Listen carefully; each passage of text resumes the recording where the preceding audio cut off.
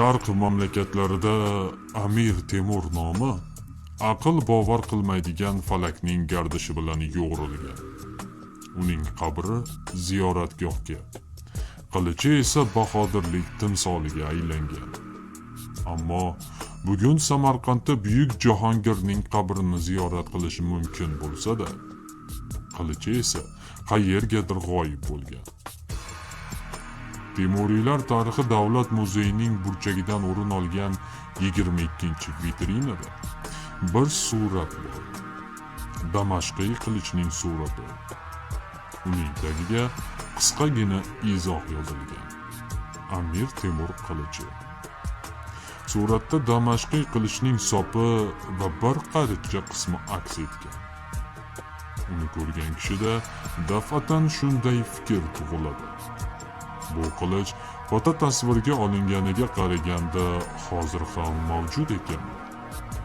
Xo'sh, Sohibqiron bobomizning qilichi qayerda saqlanmoqda? Sohibqiron tuzuklarida shunday yozgan: qilich ko'tarib jang maydoniga otildim va shu tariqa dunyoda nom chiqardim. Naql etilishicha, Sohibqironning padari buzrukvori Amir Tarag'ayga tushida nuroniy bir zot qilich hadya qilgan ekan. Amir qilichni qo'liga olib, havoda o'ynatganida qilich yuzidan taralgan nurdan olam yorishib ketadi. Amir Tarag'ay shuni piri Amir Kulolga aytganida, u bir o'g'il tug'ilishini va qilich bilan dunyoni fath etib, islom va iymon uchun katta ishlarni amalga oshirishini bashorat qilgan. Amir Temur tarjimai holda aytishicha, hayoti mobaynida 5 narsaga qat'iy e'tiqod qo'yib, ularga doimo amal qilgan. Alloh, tafakkur, qilich, iymon va kitob. Sohibqiron yoshligidan qilich kuchi ustuvor bo'lgan muhitda o'sib ulg'aygan. Ammo islomiy ta'limotni chuqur o'zlashtirgan Amir Temur, Amir Kulol va Abu Bakr Toyobodiy kabi piri komillarning nasihatlariga amal qilib, harbiy qudratni adolatga xizmat qildirgan. Qaysi ishni chora-yu tadbir bilan bitirishning iloji bo'lsa, unda qilich ishlatmadim, deydi Sohibqiron. Amir Temur qilich o'ynatish mahorati tufayli hayotidagi juda ko'p qaltis vaziyatlardan sog'-omon chiqishga muvaffaq bo'lgan. Sharqning mashhur bahodiriga xos ravishda Amir Temurda safarlar, kichik janglar, yirik muhorobalar va rasmiy tadbirlar uchun bir nechta qilichlar bo'lgan. Ulardan eng mashhuri Damashq po'latidan yasalgan va dastagiga olmoslar o'rnatilgan qilich edi. Manbalarda Amir Temur qilichi haqida shunday ma'lumotlar mavjud. Tig'i Damashq po'latidan ishlangan. Dastasi va qini yoqut, zumrad va olmoslar bilan bezatilgan. Jang paytida qilich g'animlarga sehrli o'lim qo'shig'ini kuylardi. Hamlasi esa dahshatli jarohatlar keltirardi. Aynan mana shu qilichi bilan Amir Temur 1402-yilda o'zining eng xavfli dushmani Turk sultoni Yildirim Boyazidga qarshi jangga otlangan edi. Afsonalarda aytilishicha, Sohibqiron mag'lub turk sultonini vafot etguniga qadar temir qafasda ushlab turgan va ovqatlangan kezlarida o'ziga xizmat qilishga majbur etgan. Qilichim o'tkir bo'lsa-da, o'ylab qinidan chiqardim. Shirin so'z aytib, g'animning iymon topmog'iga yo'l ochdim, degan edi Amir Temur. 1405-yilning 18-fevral kuni Shom bilan Xufton orasida O'tror hokimi Berdibekning saroyida buyuk lashkarboshi, davlat arbobi Amir Temur ibn Tarag'ay kalimai toyibani takrorlab aziz jonini yaratganning qo'liga topshirdi. Xitoy ustiga yurish rejasi Sohibqironning vafoti tufayli bekor qilindi va uning jasadi Samarqandga olib ketildi. Buyuk Sohibqiron o'zi vasiyat qilganidek Go'ra Amir maqbarasiga, ustozi Said Baraka qabrining oyoq tomoniga dafn etildi. Tarixchi Ibn Arabshohning yozishicha, dastlabki vaqtlarda Amir Temurning qabri ustiga uning qimmatbaho liboslari yopilgan. Xonaning devorlariga esa uning jangovar yaroq aslahalari osib qo'yilgan. Bu jihozlarning barchasi qimmatbaho toshlar bilan bezatilgan bo'lib, eng arzonining bahosi bir viloyat solig'ining bahosiga teng kelgan.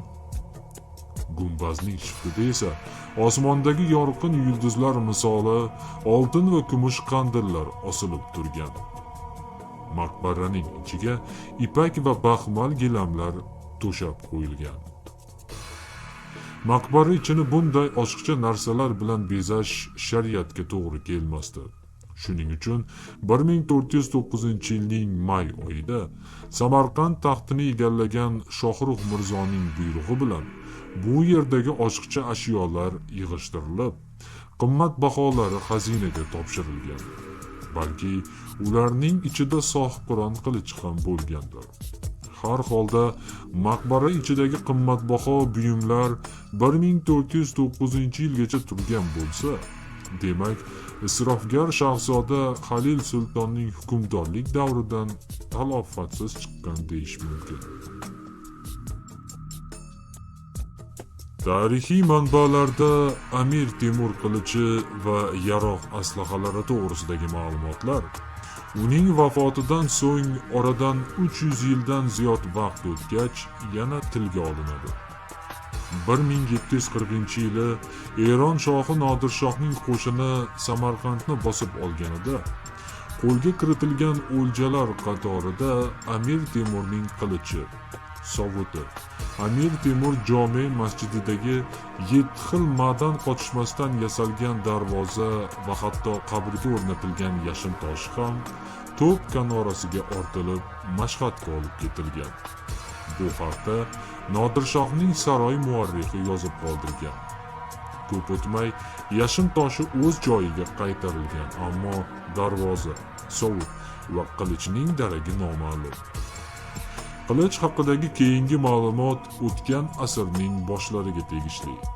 Amerikalik olim Avraham Valentin Williams Jackson o'zining Fors, o'tmish va hozirgi zamon nomli asarida Amir Temur qilichini 1903-yilda Tehrondagi saroy muzeyida ko'rganligini yozib qoldirgan.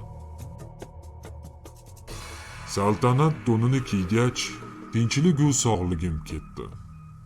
O'z to'shagimda rohatda uxlash huzur halovatidan voz kechdim, deb yozgan edi Sohibqiron bobomiz o'z tuzuklarida.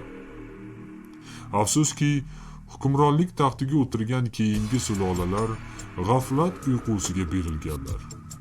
Vaholanki Amir Temur o'gitlari barcha avlodlar uchun birdek dasturamal bo'lishi lozim edi. Bugun Amir Temur qilichi Tehrondagi tarix muzeyida saqlanmoqda. Qilich Damashq po'latidan ishlangan bo'lib, qimmatbaho toshlar bilan bezatilgan. G'ilofi charmdan tayyorlangan. Dastasida Sohibqiron so'zi yozilgan. Taqdirni qarangki, Turon sultoniga tegishli bu qilich Jahongirning vatanidan yiroqda turibdi. Uni keyingi avlodlar saqlay olmadilar. Sohibqiron vasiyat qilganidek nomus va sharaf bilan tuta olmadilar. Bu bebaho merosga munosib egalik qila olmadilar. Sohibqiron qilichi u osoyishtalik, omonlik va adolat shamshiri. U qaysi yurtda bo'lsa, o'sha yerda qudrat, osoyishtalik, to'kinlik va adolat ustuvor bo'ladi. Orzuga ayb yo'q. Bu qilich istiqlolga erishgan avlodlarga qaytarilsa, naqadar ulug' ish bo'lardi. bu qilich qarshisida mustaqil yurtimiz askar o'g'lonlarining harbiy qasamyod marosimlari o'tkazilsa naqadar yarashardi.